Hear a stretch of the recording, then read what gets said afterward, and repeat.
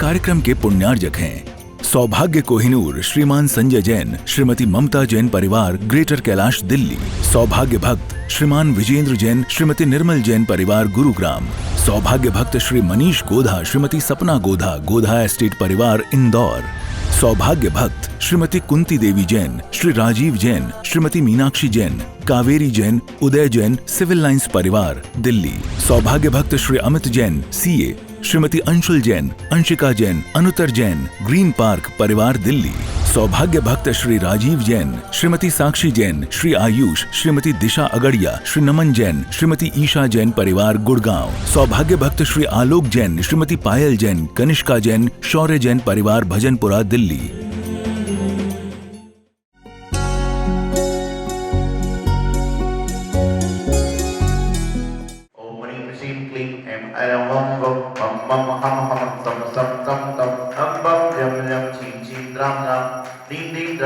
ओम नमो हरति भगवते श्रीमते जलाभिषेकं करोमि स्वाहा।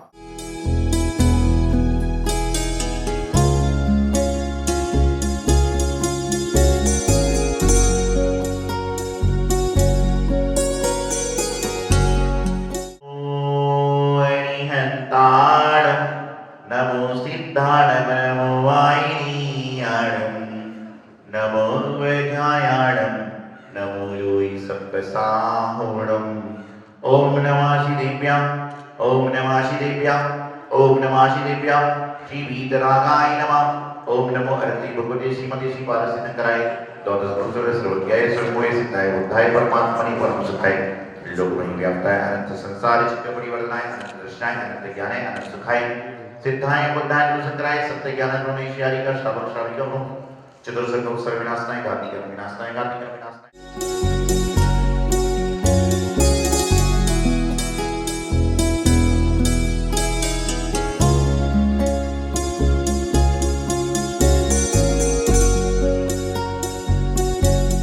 कई बार किसी बात को समझाया जाता है लेकिन सामने वाला व्यक्ति समझ नहीं पाता और नासमझी में उस बात का दुष्परिणाम निकाल लेता है। कहते ना, लौकिक भाषा में कहा जाता है कि समझदार को इशारा ही काफ़ी है, लेकिन आज के ज़माने में वो कहावत हो गई है कि समझदार को इशारा भी नहीं है, बताना भी नहीं है, बल्कि दिखाना काफ़ी होता है। पहले के समय में थोड़े से माता पिता अपने बच्चों की ओर आंख करते थे और बच्चे चुपचाप वहाँ से चले जाते थे।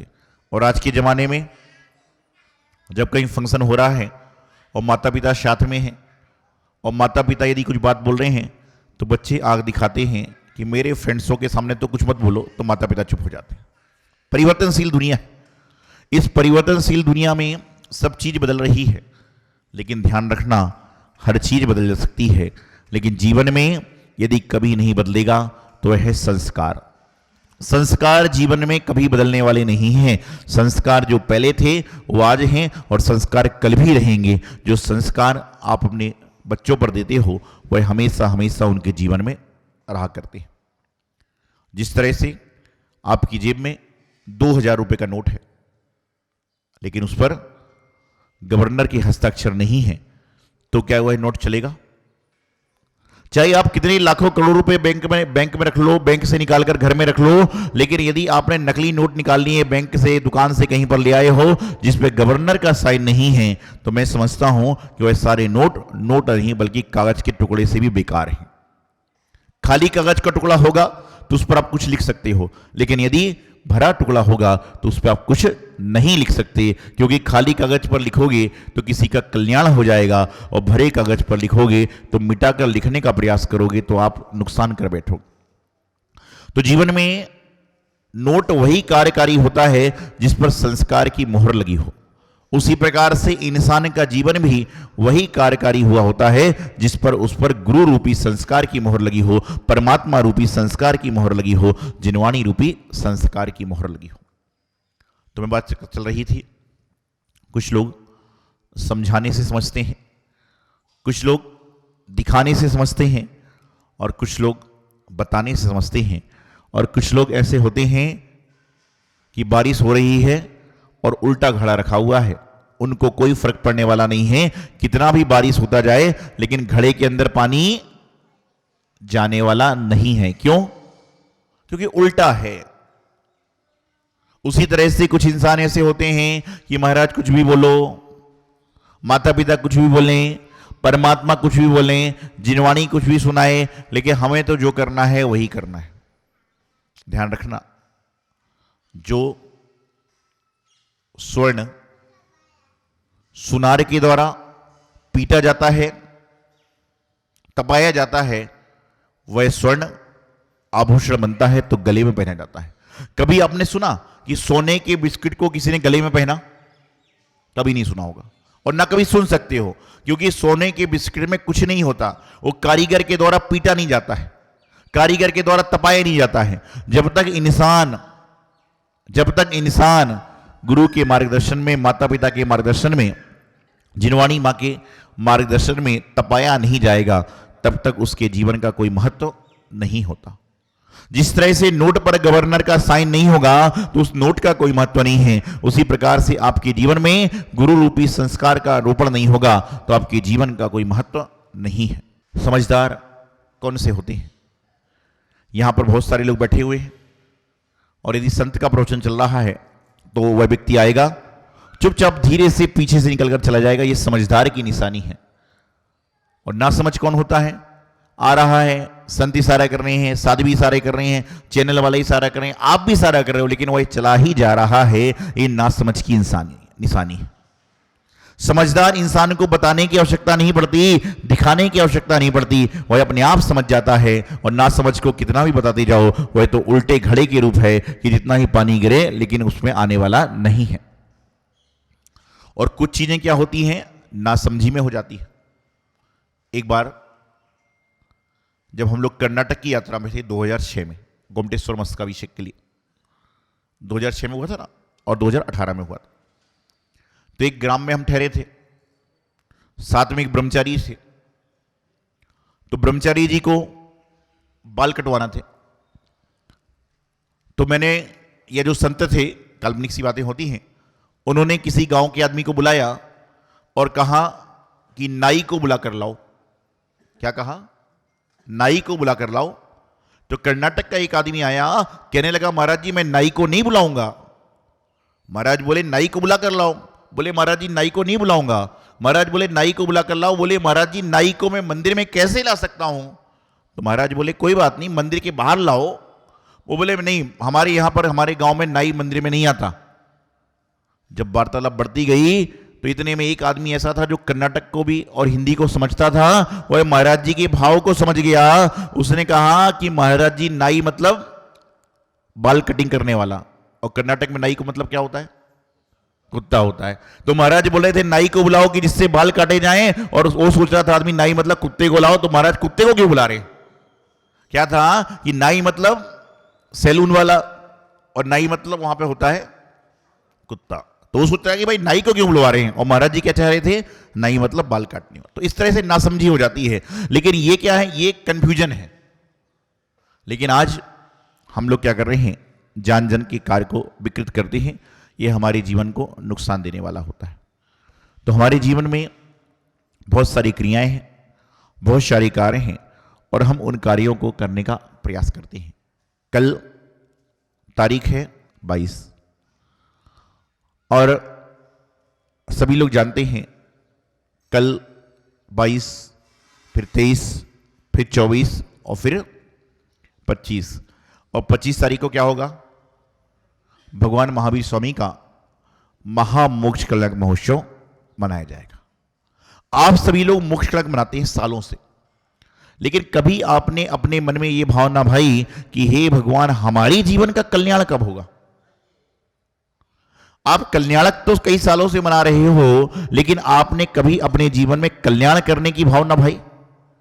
जो व्यक्ति कल्याणक को मनाने के साथ साथ में अपने जीवन में कल्याण की भावनाओं को अपनाता है, उसके जीवन में कभी ना कभी कल्याण हो ही जाता है।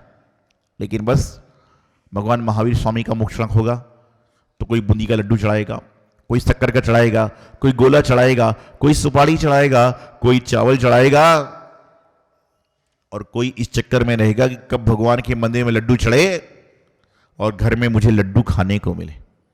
हर व्यक्ति अपने आश्रय से जी रहा है। एक व्यक्ति इंतजार कर रहा है कि कब भोर होगी और मैं भगवान महावीर स्वामी का निर्वाण लड्डू चढ़ाऊंगा, और एक व्यक्ति इंतजार कर रहा है कि कब भगवान महावीर स्वामी का लड्डू चढ़े और मैं अपने जीवन का कल्याण करने का प्रयास करूं। तो जीवन बहुत लंबा है, लेकिन इस लंबे जीवन में इंसान यदि कर सकता है तो छोटे छोटे कार्य करके अपने लंबे जीवन को सार्थक बना सकता है। चल रही थी जिंदगी पता ना चला, चल रही थी जिंदगी पता ना चला, जब रास्ते में ठोकर लगी तो एहसास हुआ कि कितना रास्ता छूटा हुआ है। चल रही थी जिंदगी पता ना चला, जब रास्ते में पत्थर की ठोकर लगी तो एहसास हुआ कि अभी आधा रास्ता बाकी है। प्रातःकाल उठते हैं तो पेपर हाथ में होता है, और रात्रि में सोते हैं तो न्यूज़ चैनल हाथ में होता है। मेरी जिंदगी ऐसी चल रही है और ऐसी मेरी जिंदगी चलती जाएगी। हे प्रभु मेरी जिंदगी की प्रातः कब होगी, जब मैं हाथों में कलश लेकर आपके मंदिर में आऊंगा, हाथों में चावल लेकर मंदिर में आऊंगा। ये मेरी जिंदगी का स्वर्णिम अक्षर होगा, स्वर्णिम अवसर होगा। जीवन बड़ी मुश्किल से मिला है, और इस मुश्किल भरे जीवन में थोड़ा मुस्कुराने का प्रयास करें। जीवन बड़ी मुश्किल से मिला है, इस मुश्किल भरी जिंदगी में थोड़ा मुस्कुराने का प्रयास करें, क्योंकि जो व्यक्ति जिंदगी में थोड़ा सा मुस्कुरा लेता है उसके जीवन का एक अलग ही आनंद हो जाया करता है। आप मुझे बताइए कि आप आजकल नेचुरली नहीं हंसते हो तो क्या हो रहा है? कार्टून नेटवर्क आ रहे हैं ना, कार्टून चैनल्स आ रहे हैं। जब कोई मेला लगता है वहां पर जोकर होते हैं, वह इंसान को हंसा रहे हैं कि कुदरत ने तुम्हें इतना अच्छा सुंदर चेहरा दिया, तुम्हारा इतना सुंदर फेस है, तुम्हारे इतने सुंदर टीथ हैं, तुम्हारे इतने सुंदर सब कुछ है, लेकिन तुम्हारे अंदर से हंसी नहीं है, इसलिए तुम्हें हंसाने के लिए लोग चुटकुले सुना रहे हैं, लोग कहानियां सुना रहे हैं कि कहीं तो हंस जाओ। और आजकल तो एक बड़ी वो चल रही है कि योगा चलता है, लोग ताली बजा बजा के हंस रहे हैं। अरे क्या है भाई, क्या इंसान के अंदर हंसी गायब हो गई? क्या इंसान के अंदर इतनी समस्या हो गई कि उसके चेहरे पर स्माइल नहीं? आज मैं देखता हूं इंसान इतना अकेलेपन में जी रहा है कि पहले के जमाने में फोटो खींचने के लिए इंसान होता था, लेकिन आज के जमाने में इंसान मोबाइल पकड़ता है और अपनी फोटो खुद ही खींच रहा है। इंसान इतने अकेलेपन में जी रहा है। पहले के जमाने में फोटो खींचने के लिए आदमी हुआ करता था, लेकिन आजकल मोबाइल में क्या चल गया? सेलफोन, सेल्फी सिस्टम चालू हो गया। और आजकल मैं देखो डंडी चल गई, एक डंडी आदमी लेके घूमता है, एक डंडी लेकर घूमता है और उससे बटन दबा रहा है कि आज आपके पास इतना संबंध खराब हो गए कि कोई फोटो खींचने वाला भी नहीं रह गया। अरे भाई, सेल्फी हो चलेगा, लेकिन इंसान सेल्फिश ना हो। क्या है? सेल्फी लेना कोई बड़ी बात नहीं है, सेल्फी लो अच्छी बात है, लेकिन कभी सेल्फिश मत होना, क्योंकि सेल्फिश हो जाओगे तो सेल्फी लेने लायक भी नहीं बचोगे। सेल्फिश हो जाओगे तो सेल्फी लेने लायक भी नहीं बचोगे। तो बात चल रही थी कि कोई व्यक्ति समझाने से समझता है, कोई व्यक्ति बताने से समझता है, और कुछ लोग ऐसे होते हैं जो न समझाने से समझते हैं न बताने से समझते हैं। वह तो सिर्फ उनको जो करना है करते हैं। लेकिन ध्यान रखना, वह व्यक्ति जो इस तरह का कार्य करता है वह कहीं का नहीं रहता, क्योंकि आज आपका महत्व तब तक है जब तक आप परिवार से जुड़े हो। पत्ते का महत्व जब तक है जब तक वह पेड़ से जुड़ा हुआ है, और शिष्य का महत्व जब तक है जब तक वह गुरु की छत्र छाया में है, और भक्त का महत्व जब तक है जब वह परमात्मा के दिशा निर्देश में है। जिस दिन पत्ता डाल से टूटा, फिर पता नहीं पत्ते का क्या होगा। शिष्य जब इधर से गया, पता नहीं क्या होगा। पत्ते भी डाल से टूटते हैं, लेकिन जो मालिक की आज्ञा से टूटते हैं वह परमात्मा के अभिषेक के कार्य में आ जाते हैं। शिष्य भी गुरु की आज्ञा में चलते हैं, वह भगवान की नजरों में आ जाते हैं। बच्चा भी माता पिता की आज्ञा में चलता है तो वह माता पिता को प्रिय हो जाता है। लेकिन कुछ लोग ऐसे होते हैं कि माता पिता का काम तो कहना है, गुरु का काम तो कहना है, परमात्मा का काम तो बताना है, जिनवाणी काम तो श्रवण कराना है, हम तो अपना काम करेंगे। तो इसीलिए आदमी भटक जाता है, अटक जाता है। तो समझने के लिए बहुत कुछ है, समझाने के लिए बहुत कुछ है, लेकिन आप अपने जीवन में यदि अच्छे से समझ जाओगे तो आप दूसरों को समझा जाओगे। नहीं तो क्या होगा, बस आज तक हम लोग क्या पढ़ते आए हैं, ए फॉर एप्पल, और जो मेरे संपर्क में आ जाता है वह पढ़ता है ए फॉर आदिनाथ। क्या होता है, आज तक आप पढ़ते आए हो ए फॉर एप्पल, और जब आप हमारे संपर्क में आ जाते हो तो पढ़ना चालू कर देते हो ए फॉर आदिनाथ। तो संतों की संगति में आए तो ए से एप्पल को छोड़कर ए से आदिनाथ पर आए, जिससे आपके जीवन का कल्याण होगा, मोक्ष मार्ग प्रशस्त होगा। समझदार के लिए मात्र इशारा काफी होता है, लेकिन आज समझदार बनने के लिए इशारा नहीं, दिखावा नहीं, बताना नहीं, अपने अंतरंग से परिणाम चाहिए, तो आप समझदार बन जाओगे। यही मंगल सुभावना आचार्य गुरुदेव सिद्धांत सागर जी महाराज।